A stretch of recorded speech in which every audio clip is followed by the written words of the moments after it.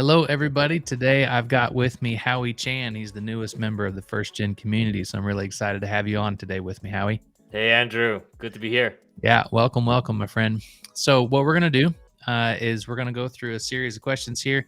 The intention is just to help people get to know, like, and trust you a little bit more. If you're a perfect stranger, they'll come out of this video with a better idea of who you are, what you do, how you do it, why someone should work with you, all kinds of good stuff. So, we're going to start off with what I like to call pitch perfect. So, imagine you and I just met for the first time. We're literally on an elevator and it's going to ding any second now and I'm going to hop off, but I say, "Hey, what do you do for a living, Howie?" What would you say? Well, hey, Andrew. Have you ever wondered why healthcare brands are never talked about, but we talk about sneaker brands or Nike or Apple? But the real fact is healthcare is so important to all of us. Without health, I believe we have nothing. So I'm the founder of Healthy Brand Consulting. So what we do is we work on brands that impact our health, impact our lives. I've worked for about 20 plus years in the healthcare industry. And really in the last decade or so, I've dedicated my work to helping healthcare brands be more sexy than sneakers. I've worked actually with clients across the healthcare industry, in all the different subverticals. So whether you talk about pharma, biotech, med device, diagnostics, provider, payer, you name it. I've launched hundreds of brands. And I think one of the key things we have to remember is that when you think about brand and brand thinking, it can be applied really to any scenario. And when we talk about healthy brands, the healthiest brands are those which are aligned. So you have to align what's external and what's internal. It's kind of like us, like people. When we think about our health, it's aligning to our goals. What do we want to be? Who do we aspire to become? And then the actions and everything else that fits along with it. I think when you become a person that's not healthy, it's when some of these things are not aligned, right? Whether it is in fitness or mental health, when things are not aligned, it starts going south, just like a brand. And so I apply some of the philosophies of health, to healthy brands. And Okay. that's what I do. All right, very cool. So, yeah, it is literally, it can be doctor's offices, hospital, like all these different things in the health sector. But you've got that alignment now in your messaging and in your branding in a way that I'm guessing a lot of those guys aren't naturally very strong at that. It's hard. I mean, it comes to the healthcare world pretty slowly. I mean, a lot to do with regulations, obviously. Sure. But I would say the other thing is just being too smart for your own good. Like folks in the healthcare industry, a lot of them have like PhDs. I mean, really, Right. they have very, very intellectually gifted. But then when you think about the irrational side, the emotional side, the human side, it's not there. And so, what I help to do is really match up and bring in brand thinking into the industry to help it stand out, stand apart, and impact people's lives. That's cool. Okay. Yeah. Well, I like it. Makes a lot of sense. It's clear what you do.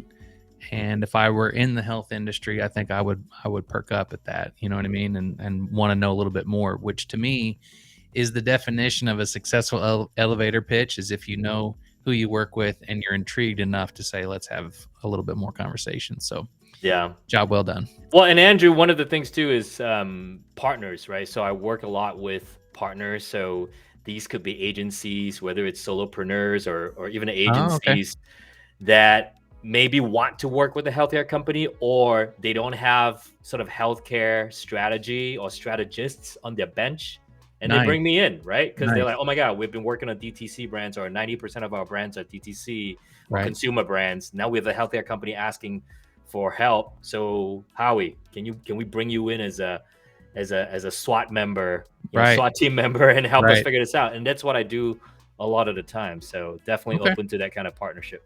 Okay. Yeah, that's good to know. And I'm glad you called that out specifically, because that kind of opens up the doors a little bit more as far as like, just even if you aren't in the health industry, but you have a client that is.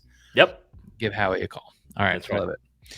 So what we're going to do now is I'm going to ask you 3 questions, and we'll give you up to 3 minutes apiece to answer these for a total of 9 minutes. nobody ever actually takes that long, but we'll just kind of riff back and forth on it. So, but here's the first one. So, just what's your story? Like, that doesn't sound like something someone just decides one day to do. I'm sure there's a story behind it. So, I'd love to hear it.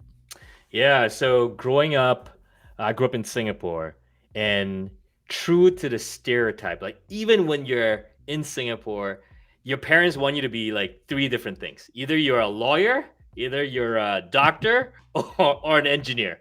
So my parents always wanted me to become a physician. Like, all right, this is your path. You want to be a doctor. Right. That's what you need to do. And I've always loved that idea. So throughout school and all that, that's what I wanted to do. But lo and behold, even though I got the grades that I wanted, I couldn't get into med school. I mean, literally, there was like one med school in Singapore. So the next Okay. best thing was to do something, abroad. So I came to the U.S. and I studied biomedical engineering, and then sort of fell in love with biomedical technology. And I actually started my career as a stem cell scientist. So I was working in the lab for like, a couple years. And the saying goes, you are the average of the collection of the five people around you, right? I mean, we all heard about that. Hmm. And at that time, as a stem cell scientist, you are working, or I was working with PhDs, like MD, PhDs, just, folks with tons of letters behind their names. Right. So I basically put together my applications. All right, Howie, you're on a path here. I had 10 applications to 10 different schools for PhD, some even MD, PhD program. I got everything. I got the referral letters. I got a recommendation letter. I wrote essays. One day, I was at a conference. I'll remember this. I'll always remember this. It was in San Diego. I was in a conference room. It was some biomedical engineering conference. And I had like an out of body experience, Andrew. As the speaker was talking about ion channels and this and that and molecules, and I was just like, what am I doing? What does this even have to do with my life? Hmm. I ditched the applications, dude. I threw them away. I was Wow. like, I'm not doing this. Yeah, I absolutely pivoted. So instead Wow. of going down that path, I took on a role where I had to work with people on the ground. So I worked with sales teams, I worked with physicians, hospitals. I covered a sales territory, 4 sales territories, like a 6-hour radius. This was in the East Coast. And my job was to work with the sales teams, figure out what kind of research that physicians like to do and match them up with what we have, in the company. So I was in the OR, the operating room. I was helping physicians do procedures. So really in there. And I was able to see how things got sold, right? Like we made all these beautiful technologies. How did it get sold? So I did that. But it was only because I wanted to pivot. And dude, my dad was so pissed. I was going He to say, was like, did you check with so, oh my God, so upset that Right. he was like, oh, you're throwing away your entire education. You were a scientist. And now what are you doing? What is this thing that you're doing? Right. I did it anyway, right? And then after that, I really started to just follow my curiosity. And that experience out in the field led me to working in-house as a marketing person. I was a product marketer. I got my MBA. But really where things started to change for me was when I moved to San Francisco and I started working with a fledgling agency, at the point in time, solely focused on, at point in time, more PR and communications. There was a little bit of brand work. And I remember my first assignment working with the managing partner of the firm was rebranding this multi-billion-dollar company, working directly with the CEO. I mean, I was hooked. I was like, oh my God, this is like the most exciting, fun thing that you could do. And especially if you think about in healthcare, where everything takes so long Hmm. because of all the research you got to do, the evidence you got to compile. I mean, launching a product, it takes like a decade, like literally a Oh decade. my. Yeah. So then when you're on the agency side, you work with brands when they're ready, when they have money, when everything's ready to go, right? The most exciting time of a company is when we work with these companies. So from there I was hooked. That was exactly what I wanted to do. So for the next almost 9 years, I sort of grew through the ranks. Worked with more and more companies, more and more organizations. Again, from pharma to devices. It didn't really matter. And when I left, I was the managing director of the firm. I had a portfolio about $15 million.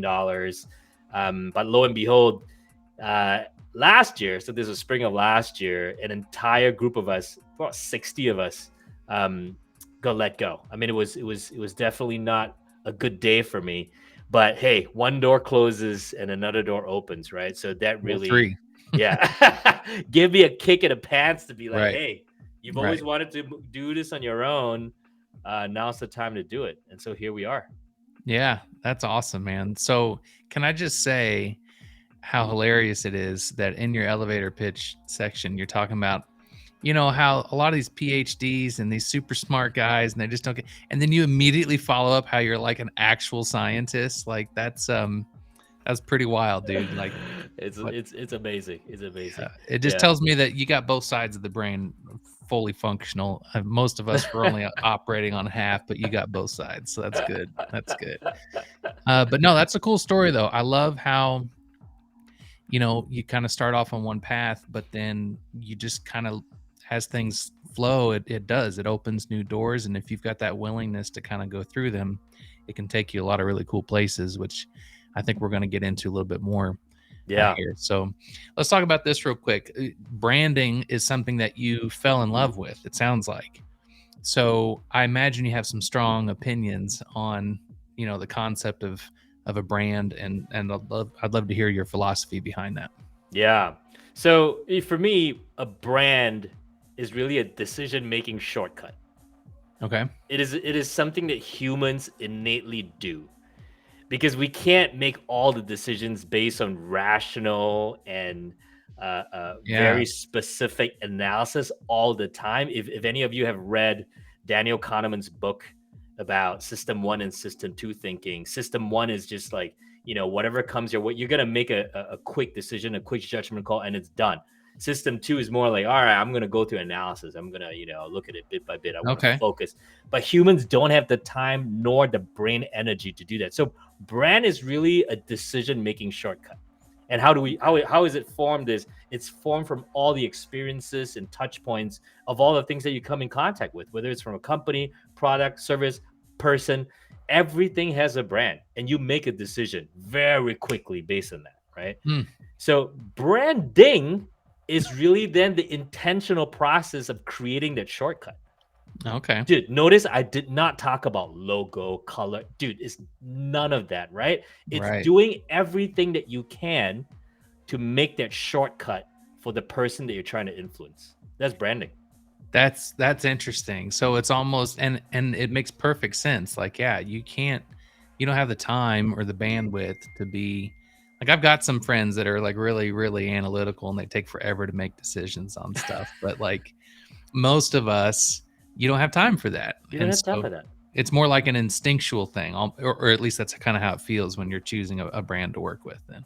That's right. Well, I think it's actually not even you don't have time. Your brain does not have the energy. Your brain is built in a way that it cannot spend every ounce of its energy to deliberate on every single decision. You make Right. over 7,000 decisions a day. You can't spend every one of them just, you know, Right.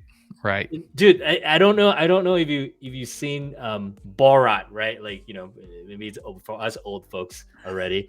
There was this clip of him going to this of any grocery store, and we've all experienced this. It's like an entire like back shelving of cheese. There's like 500 different types of cheese. He goes to every single one. What is this? Cheese. What is this? Cheese.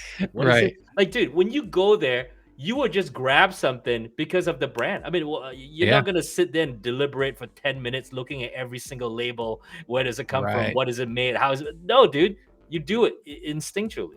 Now that's interesting. Yeah, I've experienced that personally. Like for me, it's beer. If you go into a liquor store and they got all these beers, like how are you gonna pick one? How? You'll get roughly like, okay, I want an IPA. All right. Well, guess what? There's a section full of IPAs. So what is it going to be that draws you? That's right. It's their logo, it's the drawing, there's something about it, and they only have so many words to say. Yeah. to grab your attention. Yeah, and who knows? Maybe you've seen it in a post here. Maybe you've seen it on a billboard. Maybe you've heard it on the radio. I don't know. Right, right, You've been bombarded by 20,000 different communications every single day about any brand. And look, even in the B2B world, if you think about it, there was a long period of time when nobody was fired for hiring IBM. right. Why? Why? Have you worked with IBM? No. But the brand and the essence and experience of people working with IBM somehow went into the mainstream, and you were never fired. I mean, if you're a senior executive and you hire IBM, and even if they screwed up, you weren't fired for it. You know, like Right, it's just it's right. IBM, dude. Like, what are you gonna do?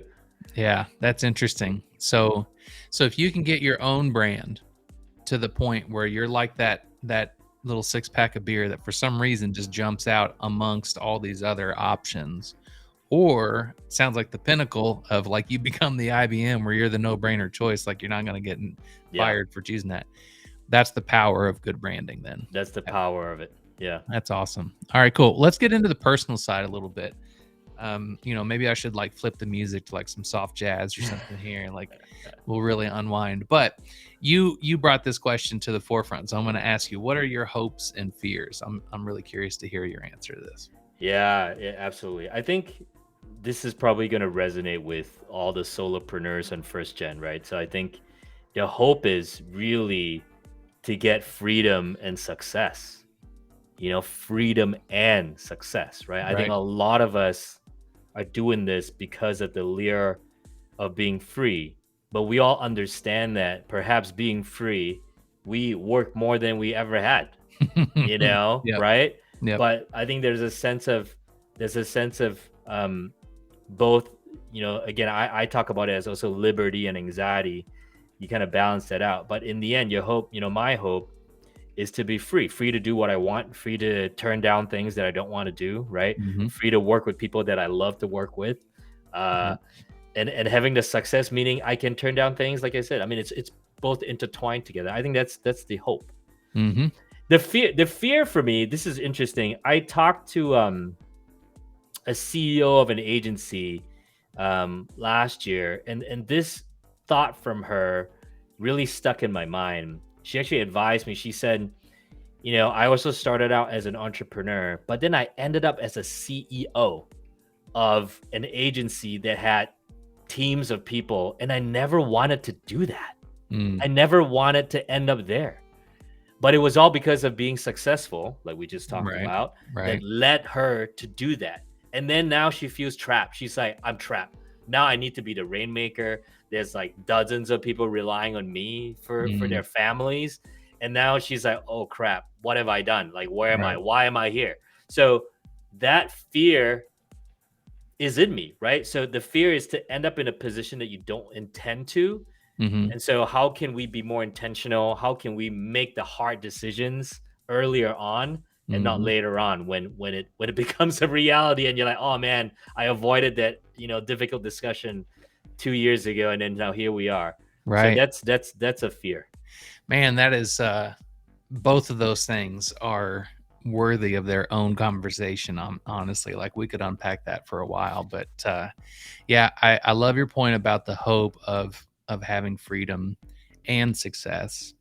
I know a guy who his thing is he's like, I'd rather be broke and free than make money but be a slave to somebody else, essentially.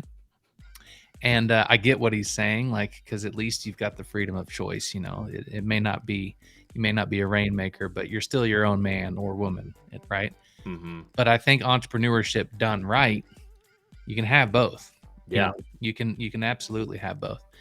um and then your fear, that's really good too, because I think a first gen entrepreneur, you're the trailblazer in your family, right? Like, so you don't have decades of experience in your mom or your dad or whatever that kind Yeah. of helping illuminate your path. So then you can unintentionally wind up in a position that you didn't anticipate. How else are you going to know?